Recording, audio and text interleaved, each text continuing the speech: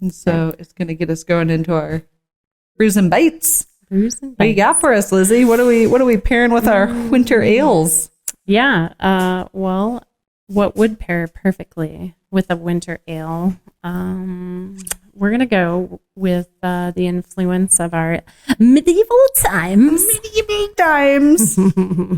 And what was abundant in the medieval times, specifically in Europe, in a forest. Yeah. Wait. You going to keep me on the edge of my seat? It's got wheels. I might fall off. Well, then I just laugh. Fair. Deer. We're talking about deer. It's majestic deer. Venison. That's right. Venison. Yeah. So venison stew, specifically. Oh, okay. It's also warming. Yep, exactly. It'll be toasty by the end of this meal. I mean, it's a great way to go to bed. Okay, I've had a nice, robust winter ale, and my belly's full of some warm venison stew. Yeah, that's great. Right. So not only was it hugely popular, but there's some other reasons why it was popular, not just because it was prevalent, but more popular. But anyway, so deer was more available than livestock. Makes sense. We're talking about the heavily forested area. And hunting was actually often a privilege of nobility. Okay. As a game meat, venison was, and it was associated with the upper class. So it was seen as a status symbol. Gotcha. All right. Maybe that's where trophy hunting comes from. Ooh, interesting. Yeah, because they were able to hunt so far beyond their means that they were like, we just want this one because it's got a big rack on it. I mean, something about, bigger, better, faster, stronger. I was going to go somewhere else. I know you saw my eyes flicker, and I was like, maybe I won't go there. Maybe I won't. So, and they were often the status symbol, right, of hunting the big buck, or it was a status symbol featured in feasts and banquets and noble houses. All right, so venison was the meal of the kings and the queens. Basically. Yeah, exactly. Not the commoners. They were eating bread and and porridge beer. And liquid bread, right? And, I mean, high octane alcohol. Yep. But there's also the practicality of it, right? So venison stew was particularly popular during the colder months. Makes sense.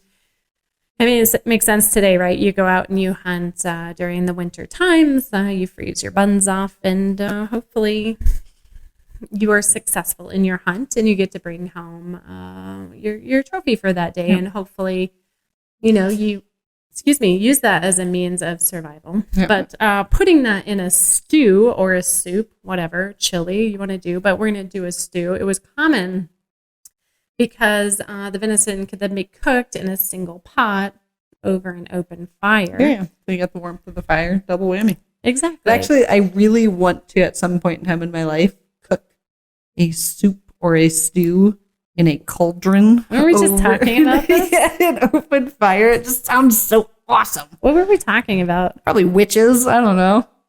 Actually, I think I was explaining to Kevin that we were talking about brewing a stew in a cauldron. Probably. Yeah, that's probably what it was. Jump on Amazon. I need this delivered tonight. Like, oh my God, you've been flagged for indecent society. The fire pit on the patio, that just crank that up and put a cauldron over it and make some witch's brew. 4 frog legs and 3 eyeballs. A go. What are you going to say, from a goat? No, you had the same. Hair from a goat's nostril. Oh, real twirly one. So speaking the toe of from a whore. From a whore? Whores drink Pinot Grigio. But I really like Pinot Grigio, so think what you will. Think what you will. All right. Sorry, so venison stew in cauldron. So venison stew, it's rich. It's hearty. It's ideal for warmth and sustenance during the winter times. So without refrigeration, preserving meat at the time obviously was a challenge, right? If you haven't seen any of the Alone episodes, you would leave it there. Just moving it over. Stop it. Sorry. I don't want to look over here. I'm being lazy. Okay.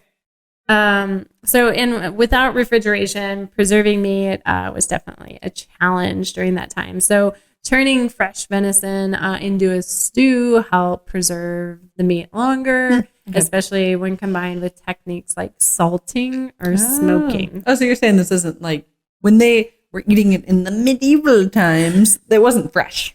It was like pre-made from the earlier months so they could store it. I'm saying you can make that is an option, but I'm also saying you can make a whole bunch of it and it's not going to go bad right away. Oh, or gotcha. you could feed a whole bunch of people. Gotcha. So they would still do it like in the winter. It'd be fresh at a time. And then because they could store it and keep it cold, then it would was like what they ate all winter long. Yes. Yeah, gotcha. Yes, exactly. I'm picking up what you're putting down. Yeah, you are targeting what I'm hunting. Yeah, I'm mapping what you're questing. Got it. Okay. Smelling what you're stepping in. I don't have anything else. Picking what you're nosing. Did you already say mapping what I'm questing? I did. All right, moving I'm on. Smoking what you're rolling. There you go.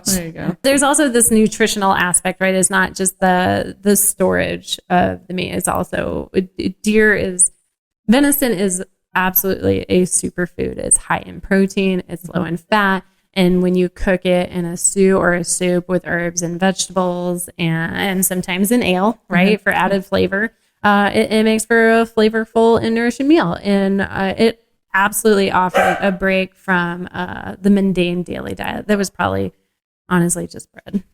Yeah, that's fair. Okay, so seasonal obviously helped it, but nutritional, it was actually a really, really smart choice on top of it. Yep. So it was part of like a socio-economic context because hunting was such a big part of that. Yeah. Being able to go out and hunt and it was practical. and provide nutrients. And it was kind of like the yay go too. So you weren't just eating kind of some of the same old boring stuff. Right. And I don't know specifically how it always worked, but I imagine it probably maybe similar today. Like you couldn't go out and hunt unless you had permission, but it was probably easier to go out and hunt than it was to be like, say, feed and care for, and then say like slaughter your livestock. I imagine you needed to be in a more of a wealthier economic state.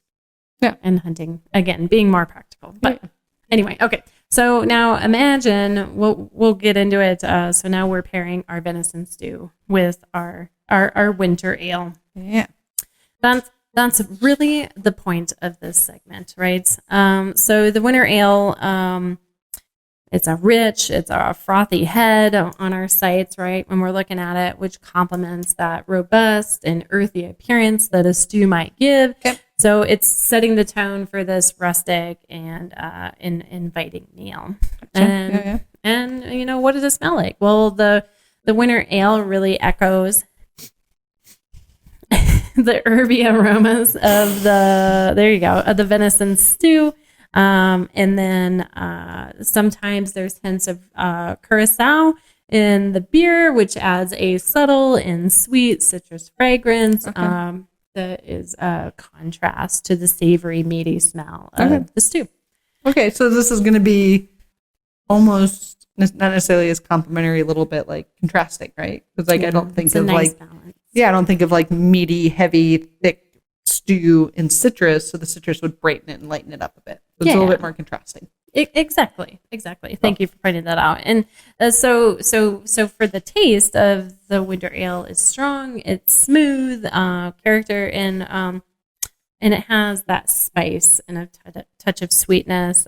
So which, to your point, it contrasts with the rich and gamey flavor of the deer or the venison. Yeah. So the spices in the beer can complement the herbs used in the stew. Yeah, makes sense. Because you're also going to like cook with some of those similar spices, especially if that's the only thing you had around. Yeah. So depending on which, exactly, if that's the only thing you had around, exactly. So when you're combining the two, you're going to get these big, deep, and complex flavors in each, right? In both the stew and the beer. So whatever that big dominating flavor is probably going to come across really, really strong because of it. Yeah. So what is it? Not what does it also taste like, but what's the texture of it? Well, I feel like you kind of have an idea. It's like those big, thick chunks of stew. But there's also that smoothness with the winter ale, but also that mild carbonation that contrasts with that hearty, thick texture of the stew. And so that sip of beer kind of helps like reset the palate each time, right? So it's a big bite every time, right? Yeah. Not only is it fundamentally satisfying, but it is also taste bud satisfying. Yeah, I think of like the taste with it as, you know, when like you bite in, like we talked about having like the bigger beers a little bit warmer, but they're still going to be way colder than the stew. And when you take this big old bite of the meat, and it makes you go, because it's like too hot, you can like cool it. You can cool it down. I'm laughing so hard because I'm like, I know exactly what you mean. And you're cooling it down, so you cool it down with the beer. But my favorite way when I do like food, drink, any pairing is usually like I chomp up the food. And then before I swallow is when I like take the drink of whatever the flavor is, and it kind of helps like swish it down. So if you're getting it all through, and then you get to swish it down finally with that cold beer, and then those flavors are really gonna help like offset like the palate and swish down, like you're gonna get the combined together. You're gonna swish it down. It's a beautiful together. experience, and I hope that you haven't burned your palate too much. Yeah, you might have scorched your taste buds a bit. Hopefully not, right? Like hopefully it's cooled down enough that you didn't trash your palate so hard.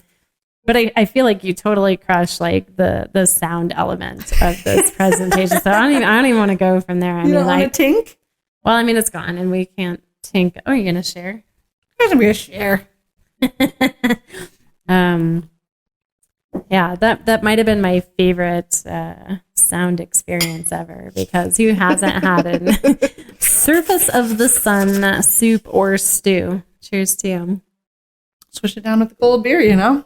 We get through, get the linger. Oh, yeah, I can like the saltiness, and even just something like this having that sweet finish on it. And then you get to mix that bit of the sweet from the beer with that salty linger of like the gamey flavor together. Mm-hmm. Oh, I can like, I don't even eat meat, and I can taste that shit right now.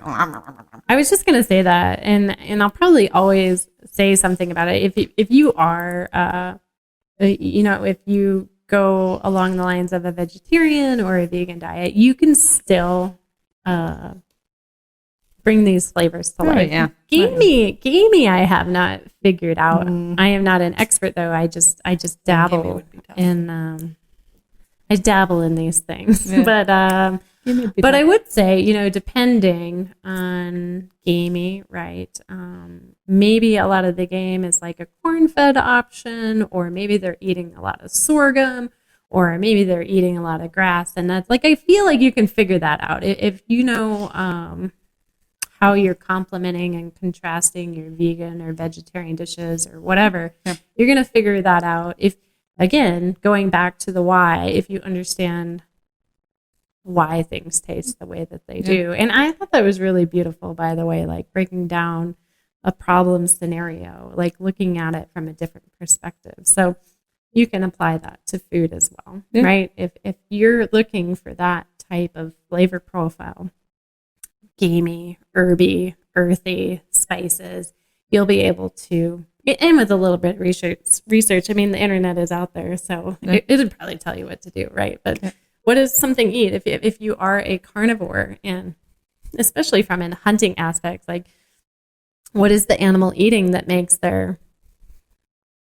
sorry for the word, but makes their flesh taste the way that it does? You know what I mean? So you can start to complement or replicate. Sorry, you can start to replicate those flavors on different spices and ingredients out there. So you could totally definitely enjoy a venison stew, and maybe it's a nut with lentils, bigger root vegetables, right? Potatoes, and always throw a good potato, especially this time of the year, right? There's a shitload of them. Lots of potatoes, probably what I throw in there. Yeah, and don't forget the cornstarch or the flour, right, to make it a little bit thicker, whatever it is. Yeah. But anyway, I thought that was a really, really good point to bring up, right? That just get down to the why. And I feel like no matter if it's customers or how you want your beer to taste or how you think it tastes or how you want your food to pair, it's got to be why, like what you're looking to pair with it. Or like I could go on. I've heard many people say that if you're wanting like a rabbit stew, just turn it into a carrot stew and it's just fine. Tastes the same. Wow. Ready? It's just what they eat. It's fine. I'm just kidding. It's fine. There's also that whole like blood and fat aspect. Yeah, the fat aspect's hard to get over. But it's not hard to. It's hard to replicate in a vegan diet. If you really like the fat, it's hard to replicate that. That's a tough one. But oil can only go so far. For a lean superfood like deer that isn't super fatty, right? It's the gamey then. It is that gamey. Well, yeah. It is. I don't know how to do the gamey. I don't know. To research Still working on that. Yeah. Anyways, well, that's it. That's what we got. That's all your food pairings. That's your Q&A. That's your brew news. That's your main segment. That's your 101s. We got you covered on every aspect, and that's all we're going to talk about today. Remember, people, life's too short for bad beer. Get good beer. Love it. Enjoy it. And all of our listeners out there, please like, subscribe, follow. It means everything to us. It helps us get boosted and out in front of more people, which is our goal. Let's break down those walls and make this space not as intimidating as it might seem. And you can follow us on any podcast, wherever you get your podcasts. YouTube, Spotify, Apple, and we're on all of the social medias at Body by Beer Podcast. Hit us up there. We'd love to hear from you. Likes, follows, all those things. Good stuff. Appreciate you all. That's right. Thanks for joining. We really appreciate it. And as always, if you have any suggestions or comments or stories that you want to share, please hit us up. We do appreciate the support. Yeah. Thanks for listening. Bye.